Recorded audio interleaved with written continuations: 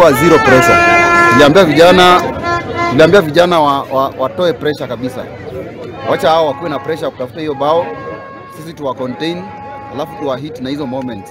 Wakati wanakuja tunawachapa na hiyo moment. Wakati wanakuja wanaacha nyuma tunatumia hiyo nafasi. Na imeweza kufaulu. Finali ni kupiga tu zoezi, tukingojea next weekend tujue opponent wetu. Ndio sasa tutakuwa na fursa, advantage tuko nayo ya kwenda kutizama hiyo mechi. Alafu tujue opponent anakaa aje. Alafu ndio tujue tuna adjust wapi na wapi. Tumefunga bao ile tulikuwa tunahitaji.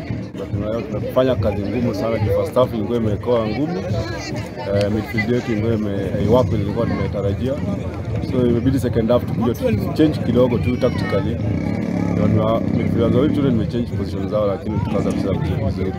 Hapo ndio tumepata tunaanza ku-attack sana, kupata chances, tukapata moja tunafunga, tukapata zingine tukazipoteza. I'm very happy for the guys.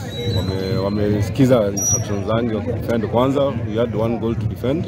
As much as the game ilikuwa inaanza 0-0, at least tulikuwa na bao ya kudefend, so we had to defend our goal first. Then we look for one.